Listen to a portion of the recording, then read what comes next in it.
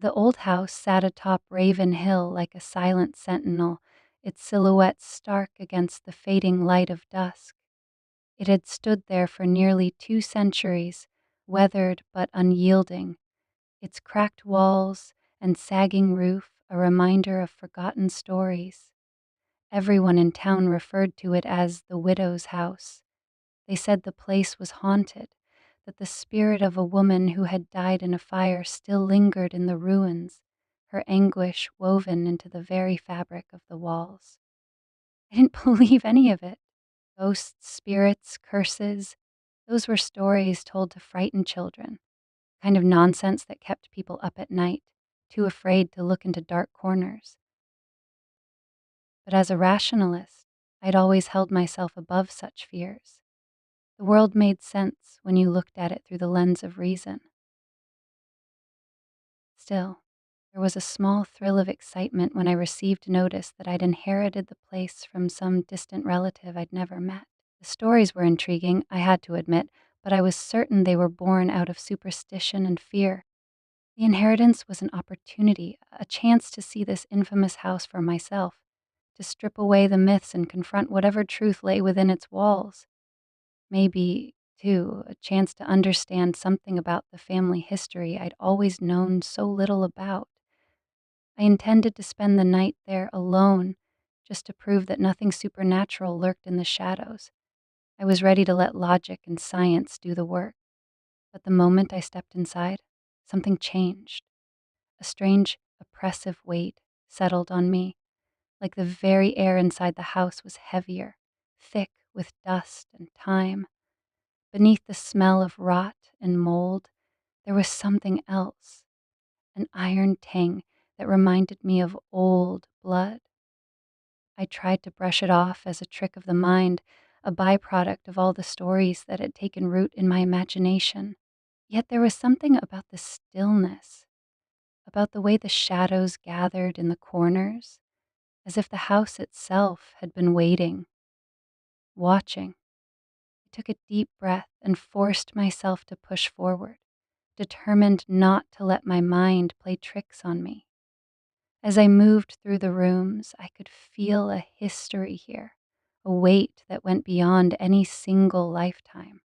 The wallpaper was torn and faded, shredded in places, as though something with claws had desperately tried to escape. I found myself running my fingers along the walls, feeling the ridges and scratches etched into the plaster. Each room seemed to hold a whisper of something left unsaid, some memory that still clung to the air. My footsteps echoed in the silence, mingling with the groaning of the floorboards under my weight.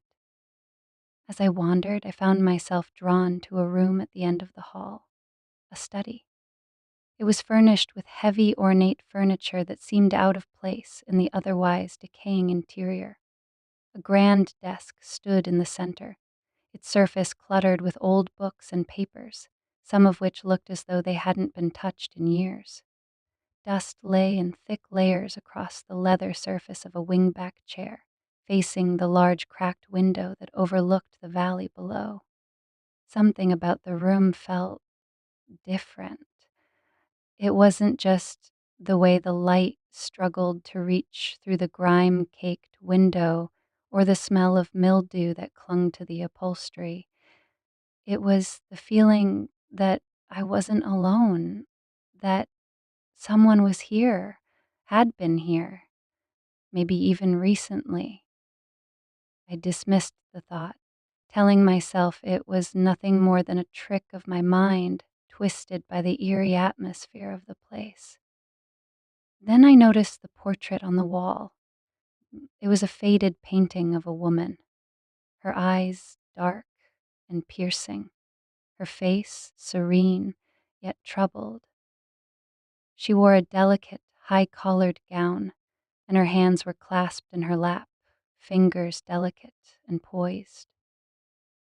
Something about her gaze caught me. It was as if her eyes followed me wherever I went. Despite the softness of her features, there was a sorrow in them, a depth of sadness that felt almost familiar. I reached out, almost without thinking, and traced the outline of her face with my fingers. The paint was cracked and faded, yet her expression remained unchanged, trapped in the canvas as if she'd been waiting for someone to see her. A chill ran down my spine as I wondered if this was Eleanor, the so-called widow, the woman whose spirit was said to haunt the house. For a moment, I felt a pang of pity for her, a woman remembered not for her life, but for the tragedy that had claimed it. Was this what awaited all of us? A lifetime reduced to a whisper? A cautionary tale told to those brave enough to step into our shadows? The feeling lingered, pulling at something deep within me, some forgotten memory of loss or longing I couldn't quite place. I shook it off and turned my attention back to the room. I felt an inexplicable urge to know more, to dig through the drawers, open the books, and read the letters scattered across the desk. Maybe, I thought, these things would explain the truth behind the legends. But as I pulled open the desk drawer, a blast of icy air struck me. It was strange, unnatural, and my first thought was that a window somewhere had been left open. I quickly dismissed the idea, knowing I'd closed every window when I arrived. My hand trembled as I reached into the drawer and pulled out a small, leather-bound journal. The cover was worn and faded, the leather soft with age. Inside, the pages were filled with beautiful looping handwriting. They told a story of a woman trapped in a loveless marriage, haunted by the loss of a child, slowly unraveling as she spiraled deeper into grief. Each entry was filled with pain, with loneliness that seemed to bleed from the ink itself. As I read, I felt as though I were intruding on something deeply personal, a part of her life that had never been meant for the world to see. The words grew more desperate, more erratic as the entries progressed. She wrote of strange happenings, of seeing shadows that moved on their own, of hearing whispers in the night.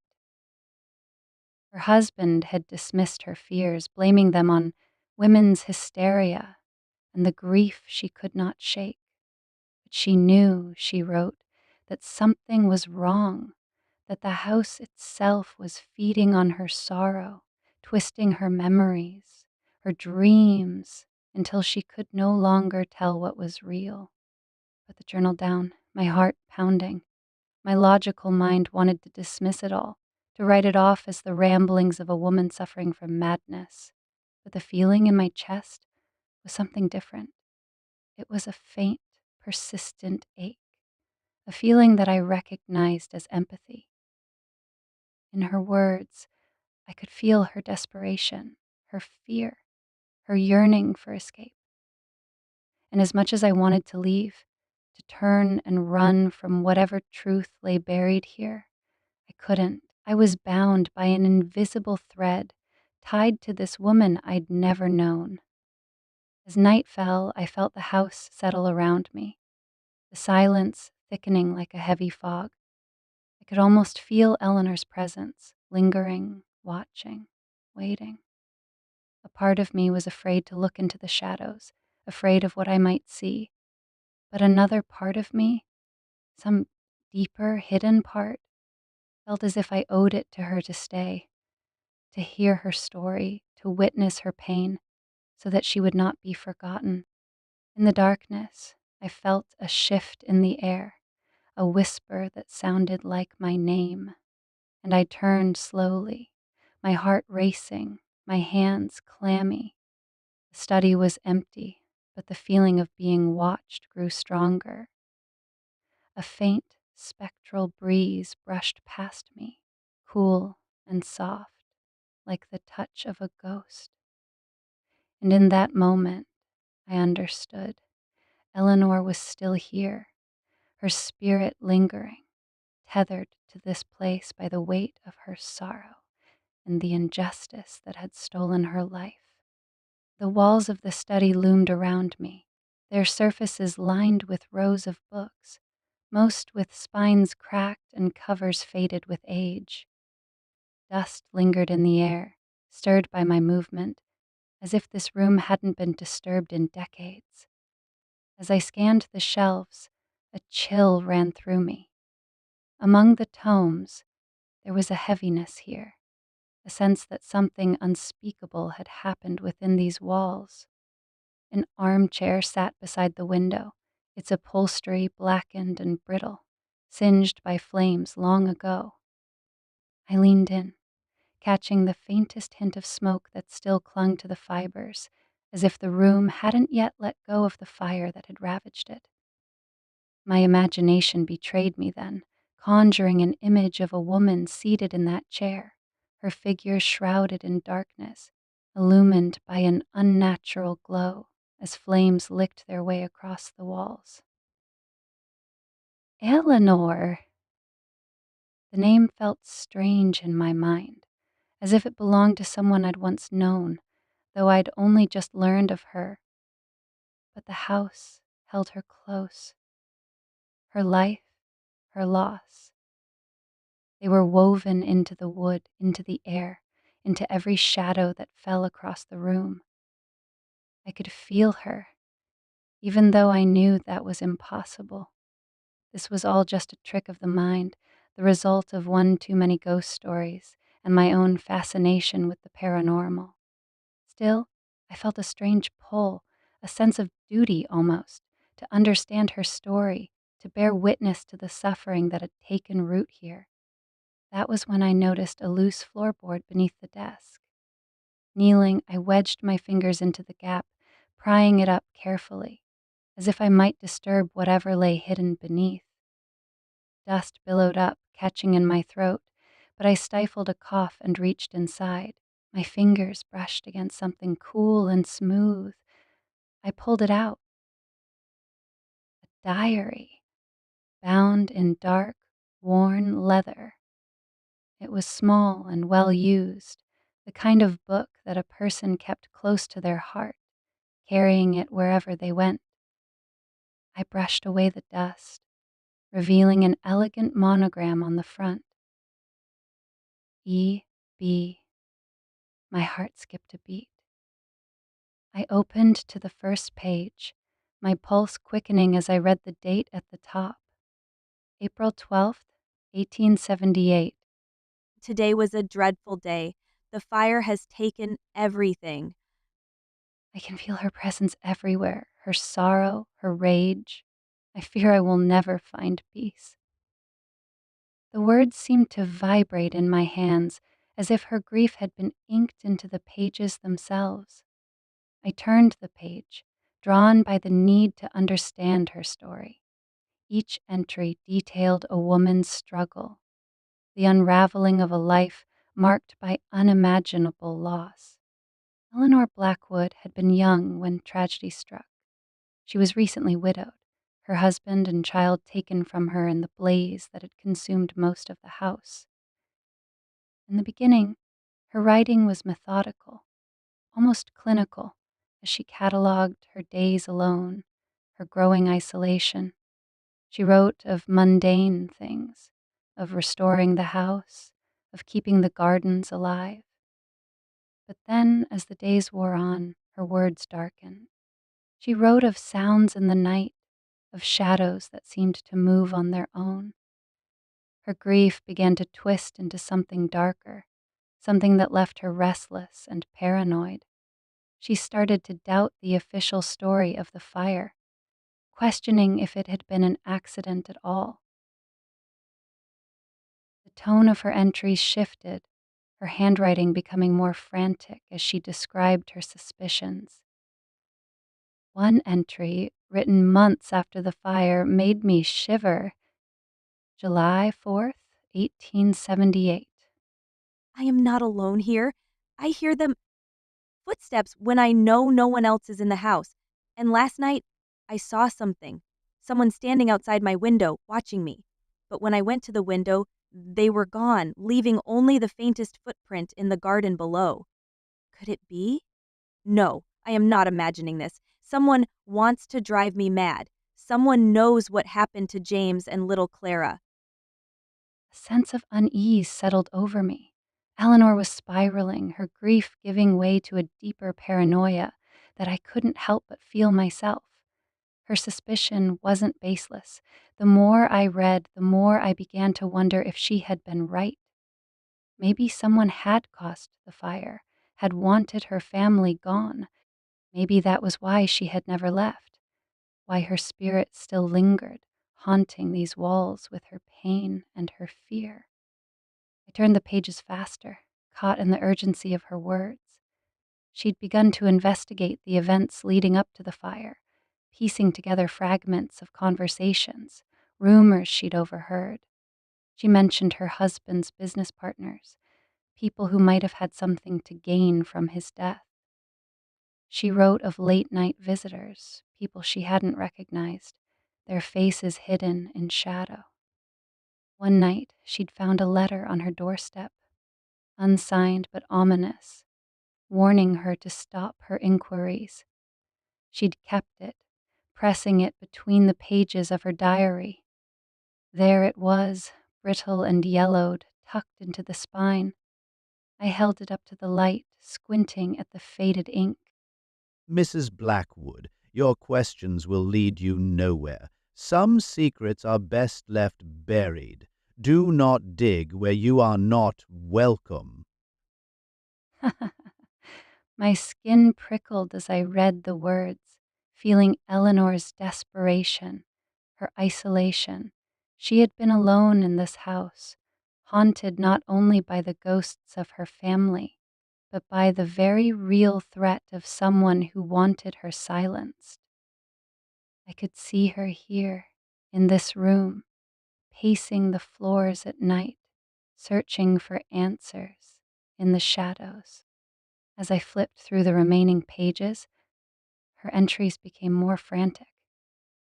She wrote of hearing whispers, voices calling her name in the dead of night. She'd see glimpses of her husband and child, shadows flickering at the edge of her vision, fading as soon as she tried to reach out to them. September 15th, 1878. They are here. I hear them, see them in the mirrors, in the glass of the windows. Their faces are pale, eyes hollowed by flame. They reach for me, and I feel the heat of the fire, the choking smoke. I am certain now someone brought death into this house. Someone took them from me, and they want me to suffer the same fate. But I will not let them win. I will find the truth. I shivered, closing the diary for a moment, unable to continue. I could feel her despair, her desperation, as if she were standing here beside me. Her words reached across time, pulling me into her grief, her fear. She hadn't just lost her family. She'd been driven to madness by the belief that they had been stolen from her, that there was something dark and malevolent lurking within these walls, something that wanted her to suffer. But as much as I wanted to put the diary down, I couldn't. There was something inside me that needed to see this through, to learn how her story ended, even if I already knew the answer. I turned to the final entry, October 31, 1878. Tonight I will confront them. I know they are here, hiding in the shadows, watching me, waiting for me to fall apart. But I will not be their victim. I have gathered my courage, my resolve, and I will uncover the truth. If they mean to drive me to madness, then I will let madness be my weapon. That was the last entry. The ink trailed off at the end as if she'd been interrupted, the pen slipping from her fingers. I closed the diary, feeling the weight of her words settling over me, heavy and cold. Eleanor had gone to confront whatever it was she thought was haunting her, whatever force she believed had torn her family away. And she hadn't come back. The house creaked around me, and I felt for the first time that I was truly not alone. I could almost sense her here, her presence like a chill at my back, urging me to continue where she had left off. My breath came faster, my skin prickling with a strange mixture of fear and determination. Eleanor had never been given peace, never found the answers she so desperately sought, but maybe, just maybe, I could finish what she had started. As the last traces of daylight faded from the window, I steeled myself, glancing around the study one final time. Shadows pooled in the corners, stretching across the walls, creeping toward me as if drawn by some unseen force. And in the silence, I heard it, the faintest whisper, like the rustle of fabric or a distant sigh. It was her, I was sure of it, reaching out from the other side, urging me forward. I took a breath and whispered into the darkness, "Eleanor, I'm here. I'll find the truth. I won't let your story die." And somewhere deep within the walls, I felt a shift. The sun's final rays had barely dipped beneath the horizon when the house began to change. I could feel it in my bones, the thickening silence, the oppressive weight of the air pressing in on me. The shadows grew longer, twisting and curling in ways that defied the dying light, as though the darkness had a life of its own, one that stirred with a quiet hunger. I didn't want to admit it, but a primal fear began to unfurl deep inside me. The house felt alive in a way that I couldn't explain. Alive in a way that made my skin crawl. I tried to shake the feeling off. I was here for one reason and one reason only: to uncover the truth. The diary had opened a door, a window into Eleanor Blackwood's tragic past. I had to know what had happened to her family. I had to know why the house had claimed her so completely, why she had been left to haunt these rooms, her spirit forever entwined with this place. But the moment I decided to settle down in the study, the weight of the night seemed to settle even more heavily. There was an ancient stillness to the room, as if time itself had frozen in these walls. I set up my temporary bed, hoping to rest for the night before continuing my research tomorrow. Yet as I lay there, the uneasy silence pressed in on me, suffocating. I tried to close my eyes, to ignore the creeping dread that had begun to settle in my chest. That's when I felt it. At first, it was barely perceptible, a sudden, inexplicable chill in the air. It was as though the temperature had dropped a dozen degrees, seeping into my bones. My breath came in shallow, quick bursts. The sensation was too strange to ignore, too unsettling. I pulled the blanket tighter around me, though it did little to ward off the growing cold. Prickling sensation washed over the back of my neck. A whisper of movement, faint but undeniable, tickled the edges of my awareness. I sat up, the hairs on the back of my neck standing on end, instinctively reaching for the flashlight beside me. The beam of light trembled in my hands as I shone it across the room, my heart hammering in my chest. There was nothing. No shadows out of place, no movement in the corners. But then I heard it. A sigh, soft, almost imperceptible, like the faintest breath in the air.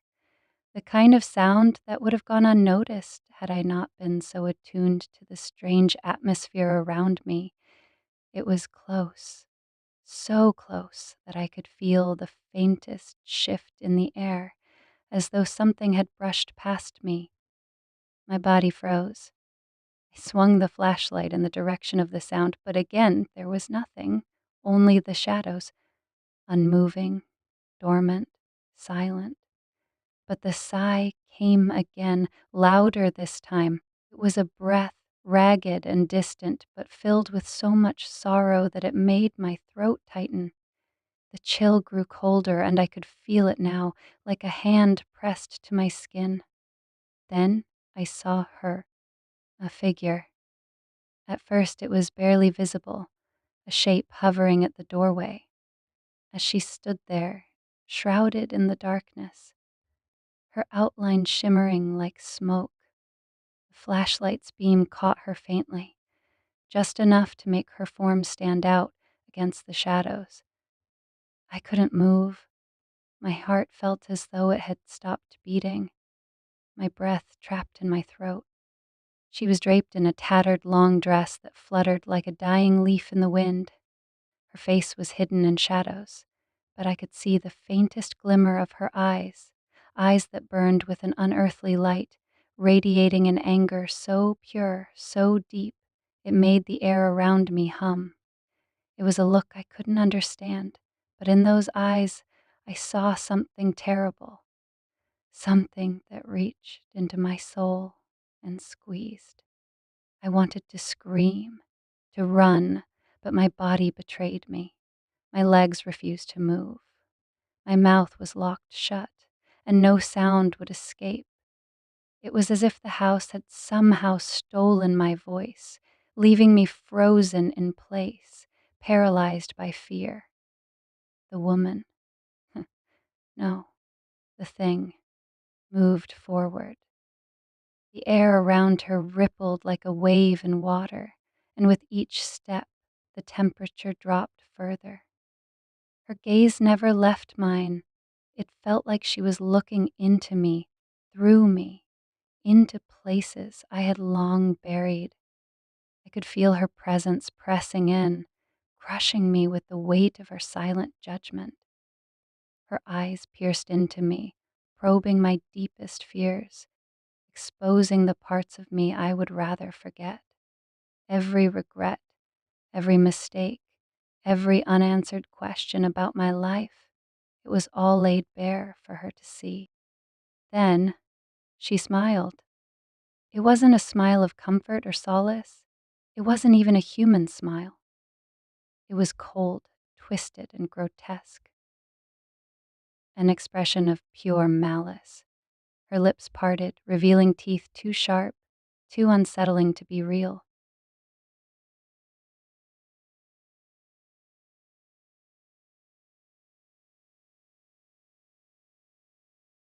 And with that smile came a voice that echoed inside my skull, its words slithering through my mind like a poisonous snake. Did you come back? The question hung in the air, hanging over me like a heavy cloud, suffocating me with its weight. I wanted to answer, to demand who she was, why she was here.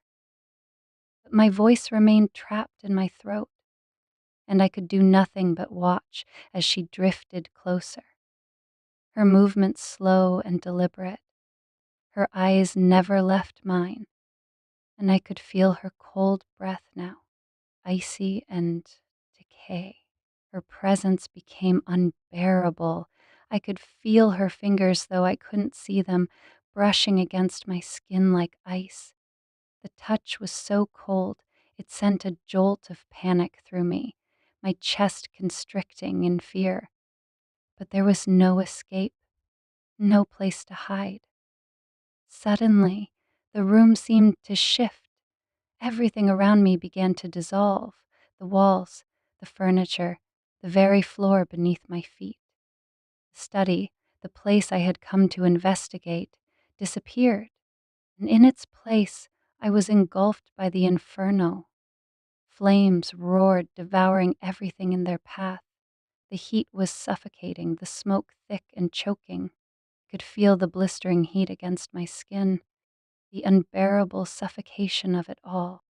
I looked down and realized, with a sickening jolt, that I was standing in the same spot Eleanor had once stood, her final moments replaying themselves over and over in my mind. The fire was everywhere, consuming everything in sight. The air was thick with ash, and I could hear her voice, raspy and broken just inches from my ear. You took everything from me. She hissed, her words a mixture of fury and sorrow, reverberating in my bones. And now I'll take it back. The words slithered into me like poison, and my stomach churned. I reached out, but there was nothing I could do. The fire was closing in, the smoke suffocating, and Eleanor was so close now. Her face, twisted by rage and grief, hovered just inches from mine. Her eyes burned with an intensity that made my own vision blur. Then, the world exploded with a deafening scream so loud that it deafened everything else, drowning out the sounds of the fire, drowning out my own panicked thoughts. The flames around us flickered and warped, bending and warping, until I was thrown back into the cold, dark study. The fire was gone, but the woman remained. Her smile, once again, was twisted and cold, and before I could even react, she pressed her icy fingers to my cheek, sending a shock of freezing terror through me. The contact was electric, jarring, painful, and somehow familiar. And then she was gone. The room fell into a suffocating silence, the kind of silence that feels alive, pressing down on you with an unbearable weight.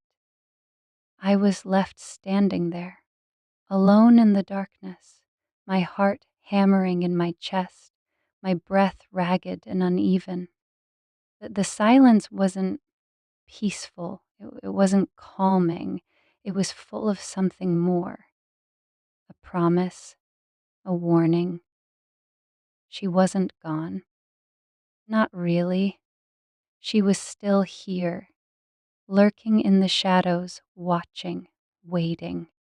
And this time I understood. This time I knew. She wouldn't rest, not until she had everything. The next morning, I woke with a start, gasping for air, my body slick with sweat. My heart still pounded in my chest, as though it hadn't stopped beating since the moment I had first seen her.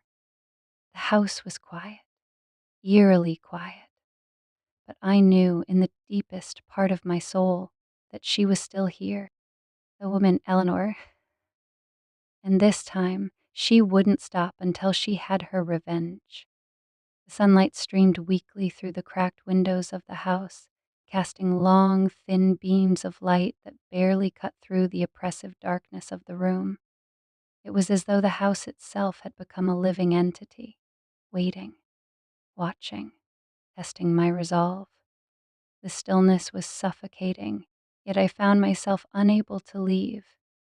Each step I took seemed to carry me deeper into a web I couldn't escape.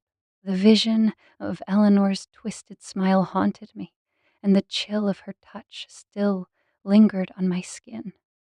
The previous night had shattered whatever resolve I had once possessed.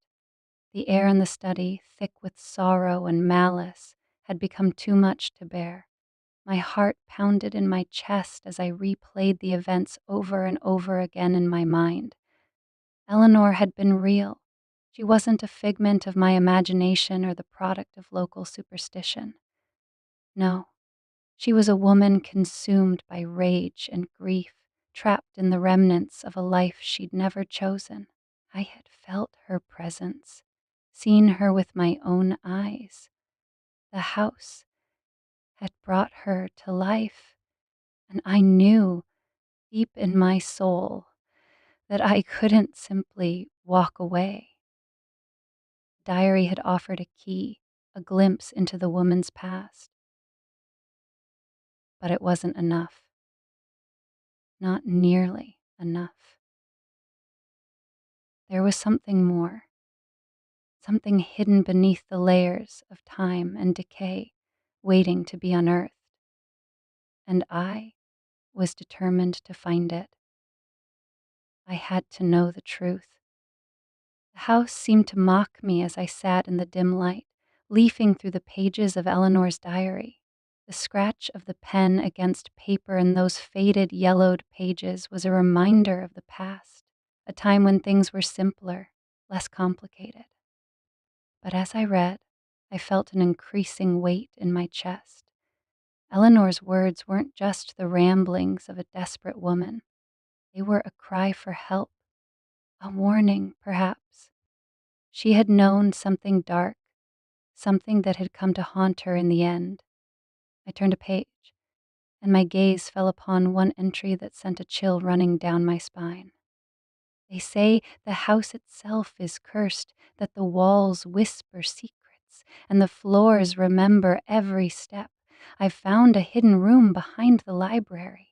Something lies within, dark and malevolent.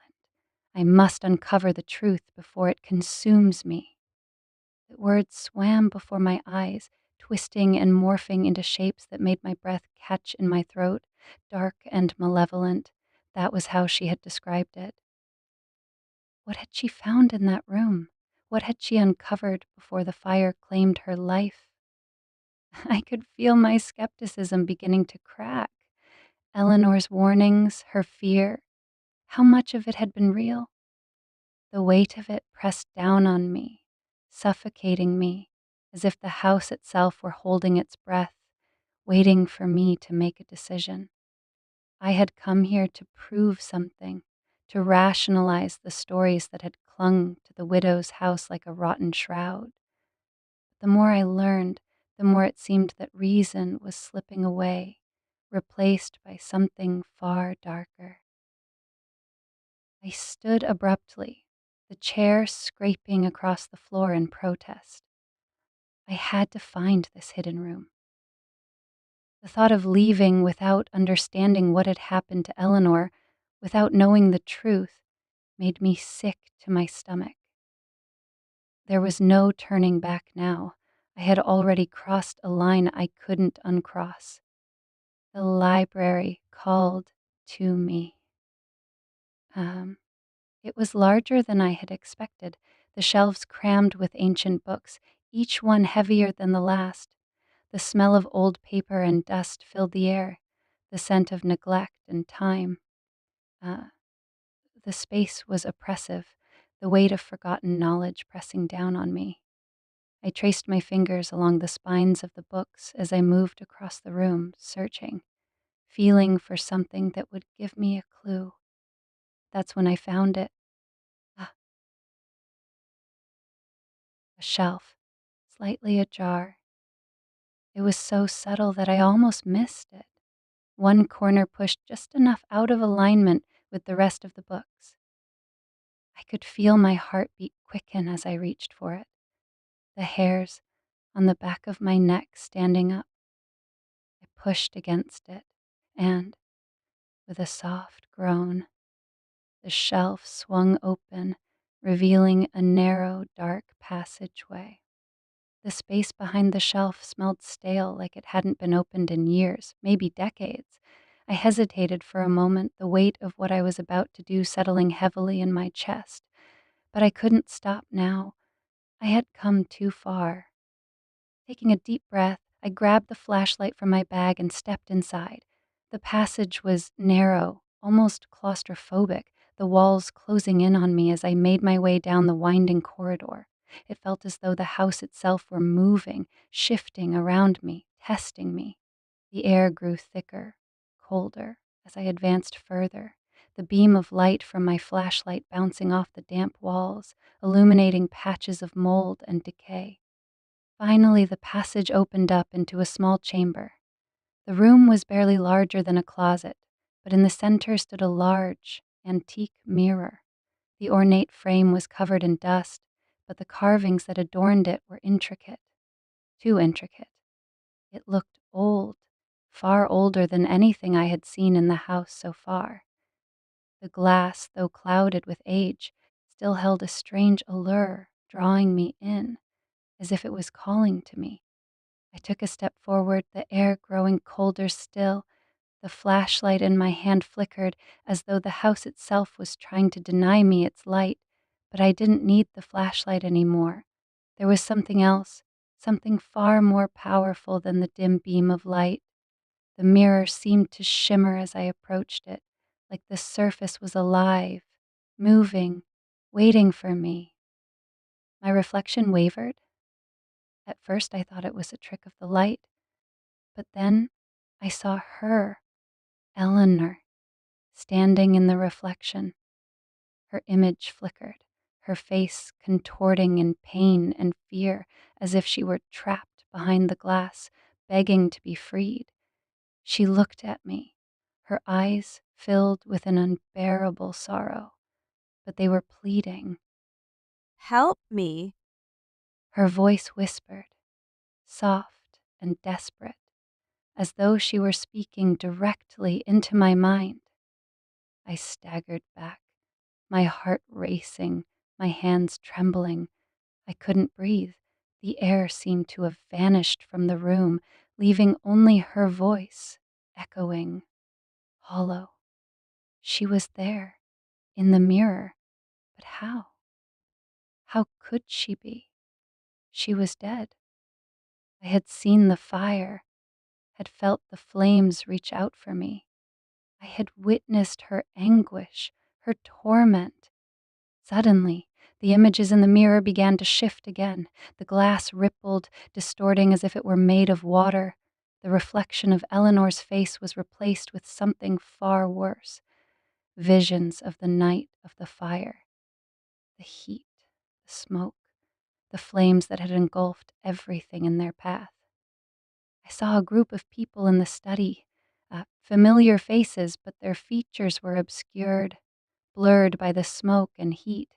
They were arguing fiercely, their voices inaudible through the roar of the fire.